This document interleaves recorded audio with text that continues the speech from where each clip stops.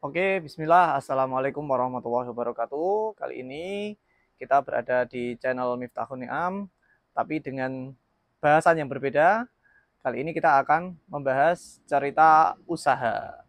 Di episode pertama, cerita usaha, saya akan menceritakan usaha milik saya sendiri, yaitu baju sekolahan Indonesia dengan mereknya Juhani. Pertama-tama, mungkin perlu kita perkenalkan dulu.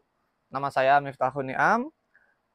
Kemudian kegiatan sehari-harinya selain memimpin atau mengurusi toko baju sekolahan Indonesia ini, saya juga menjadi pengajar di Pondok Pesantren Riyadul Quran, Kecamatan Bae, di Kabupaten Kudus, Jawa Tengah.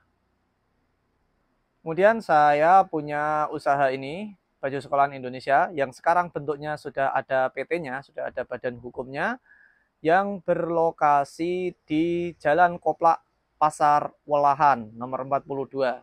Jadi persis di depannya Pasar Welahan, Kabupaten Jepara, Jawa Tengah. Usaha saya ini bergerak di bidang jual beli, di bidang perdagangan. Kita menyediakan segala macam seragam sekolah, mulai itu dari baju SD, SMP, SMA, TK, merah putih, terus juga pramuka, kemudian juga seragam olahraga, kemudian berbagai macam aksesorisnya seperti topi, dasi, kemudian hasduk, tas juga bisa segala macam yang berkaitan dengan kebutuhan sekolah.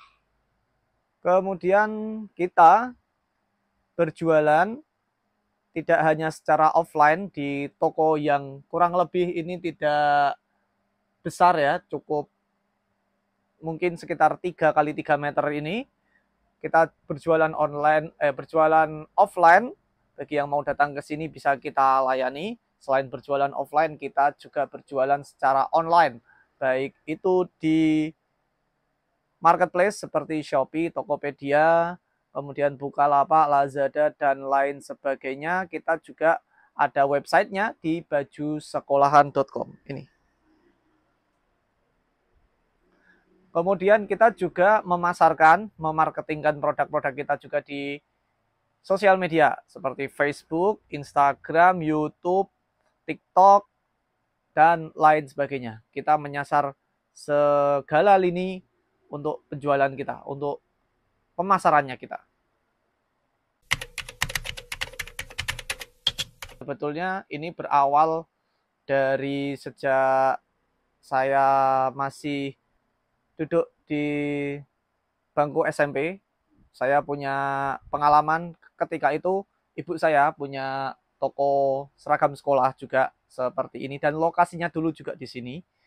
Nah, jadi kita dari kecil sudah terbiasa dengan apa yang namanya berjualan. Saya juga ikut berjualan, saya juga ikut berkulaan ke Kudus kala itu di Pasar Kliwon. Juga kala itu kita juga ikut mengurusi apa yang dibutuhkan oleh pembeli segala macam, mulai itu jahitan dan segala macam. Jadi kita juga sudah terbiasa dengan yang namanya produk baju, produk jahitan. Nah, jadi saya sedikit demi sedikit bisa mengerti apa yang dibutuhkan terkait dengan jahitan, itu kualitasnya seperti apa, mulai dari bahannya itu apa yang digunakan untuk atasannya, untuk bawahannya. Kita bisa sedikit mengerti walaupun saya tidak punya keahlian dalam hal jahit menjahit. Nah, hanya mengerti saja. Tapi dari pengetahuan itu pun bisa kita menjadi nilai lebih di antara orang-orang yang lain. Nah, itu menjadi nilai lebih juga bagi saya pribadi. Saya di usia yang masih tergolong usia muda itu bisa mempunyai pengalaman seluar biasa ini, bisa punya pengetahuan terkait dengan hal-hal jahitan, hal-hal jualan juga. Saya sedikit demi sedikit mempelajarinya. Kemudian saya juga mengembangkan ilmu marketing, berjualan, kayak gimana caranya. Saya juga mulai dari kuliah itu sudah terbiasa dengan yang namanya jualan. Saya dulu ketika kuliah di Semarang di Udinus itu berjualan jersey, karena ketika itu saya banyak bergaul dengan anak-anak mahasiswa sebayanya saya. Jadi saya memasarkan jersey kaos bola itu kepada teman-teman saya, dan juga memasarkannya via online. Selain berjualan jersey, saya juga dulu berjualan jaket. Jaket saya mengambil dari Bandung yang pada kala itu lagi booming-boomingnya.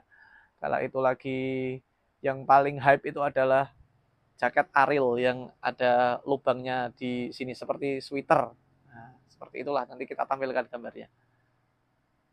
Jadi sejak saat itu kita sudah mulai berjualan, sudah mengerti bagaimana caranya berjualan, dan ditambah lagi saya mengerti bagaimana memasarkan online. Nah, ketika lulus dari kuliah, saya juga tidak termasuk orang yang suka bekerja secara formal, bekerja kantoran, 9 to 5, dan lain sebagainya. Saya lebih suka dalam bidang jualan, saya lebih suka di bidangnya yang saya ketahui dari kecil, yaitu adalah bidang seragam sekolah. Nah, kala itu saya juga memulai usaha, boleh dibilang modalnya itu nol. Saya hanya memanfaatkan apa yang ada dari apa yang dipunyai oleh ibu saya. Karena itu di dahulu kala itu ibu saya juga punya usaha seragam sekolah, ya saya mencoba-coba untuk mempostingnya dengan baik, memvideokannya, memfotonya, kemudian diupload di sosial media, di YouTube, di marketplace, dan lain sebagainya. Dari saat itulah mulai banyak orang yang menghubungi saya, orang-orang butuh seragam, dan kami berusaha melayaninya dan lain sebagainya, sampai sekarang ini berkembang. Yang awalnya hanya seragam sekolah putih merah pramuka, sekarang juga bisa berkembang produknya, mulai dari baju olahraga, kemudian seragam TK, kemudian seragam profesi, kemudian ada tas juga. Kita juga bisa melayani segala macam produk-produk sekolah yang bisa kita sediakan. Itu kalaupun ada yang pesan custom dengan corak atau motif tertentu, juga kita usahakan bagaimana caranya biar bisa terpenuhi apa yang menjadi keinginan customer. Kemudian seiring berjalannya waktu, semakin banyak orderan dan juga semakin dipercaya orang banyak. Alhamdulillah kita mendapatkan partner yang mau memodali kita lebih. Jadi orang juga percaya kepada kita, sehingga kita membentuk suatu PT yang kita namakan Baju Sekolahan Indonesia. Dan kemudian juga kita menamakan brandnya kita Juhani. Juhani itu juga akronim dari Baju Sekolahan Indonesia. Jadi boleh dibilang modal yang paling utama bagi mungkin teman-teman yang masih muda. Tidak perlu bingung-bingung ketika mau memulai usaha itu. Rata-rata orang bingungnya ketika mau memulai usaha itu adalah modalnya duit dari mana. Padahal ada banyak cara kita dalam memulai usaha dengan modal tanpa modal duit. Yaitu apa? Modal kepercayaan, modal kejujuran, dan juga modal koneksi. Kita harus juga mampu punya circle orang-orang yang tentu satu pemikiran dengan kita. Nah, jadi ketika kita berkumpul dengan orang yang satu pemikiran dengan kita, dan mereka mau menginvestkan dananya di kita, nah itu juga suatu kelebihan. Jadi sarannya yang lain adalah berkumpullah dengan orang-orang yang baik dan jadilah orang baik. Kalau Anda orang baik, maka Anda pasti akan berkumpul dengan orang baik. Sesama orang baik akan menghasilkan perkumpulan atau circle yang baik pula. Itu intinya. Jadi kita di sini pegawai kita itu ada 3, 1 admin, 1 desain, 1 marketing, ditambah dengan saya sebagai manajernya, dan juga istri saya juga pembantu operasional lainnya. Lalu bagaimana dengan produksi? Kita produksi masih istilahnya itu nebeng atau maklon di teman-teman saya yang punya fokus di bidang produksi seragam atau pakaian secara umum. Karena kalau kita mau membuka produksi itu butuh sumber daya banyak juga, butuh modal lebih juga, butuh space yang lebih juga. Jadi untuk sementara ini kita masih berusaha belajar sambil mungkin nanti mengejar targetnya seperti itu, kita berusaha membuat produksinya juga. Untuk sementara ini produksi kita berada di beberapa daerah, ada di Jepara juga ada, di Kudus juga ada, dan juga ada di Pemalang, Jawa Tengah juga. Jadi kita hanya fokus untuk memasarkan produk yang kita serahkan produksinya kepada rekanan-rekanan kita dalam hal produksi tadi. Rata-rata orang kalau mau membangun usaha itu bingung cari modalnya, modal duitnya dari mana. Padahal kalaupun dia itu dikasih duit, misalkan 1 M, tapi kalau dia tidak punya pengalaman, kalau dia tidak punya ilmu, kalau dia tidak punya koneksi yang baik dengan orang-orang yang bisa membantu usahanya dia, saya yakin uang sebanyak apapun itu tidak akan menjadikan usahanya berkembang. Artinya malah semakin terpuruk. Jadi modal yang paling utama bukan modal duitnya, tetapi adalah kepercayaan, kemudian koneksi, dan juga knowledge di bidang yang telah digelutinya.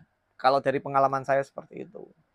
Jadi untuk teman-teman yang masih muda yang menonton video ini, saya memberi saran bahwa kalian harus banyak punya pengalaman di bidang tertentu, spesifik kalau bisa. Kalau memang kalian spesifiknya di bidang apa, furnitur, dalami bidang furnitur sedalam-dalamnya pengetahuan itu. Tidak harus kalian terjun langsung untuk natah, malu, dan lain sebagainya dalam hal teknikalnya. Tetapi kalian cukup mengetahui apa yang bagus, apa yang kurang bagus.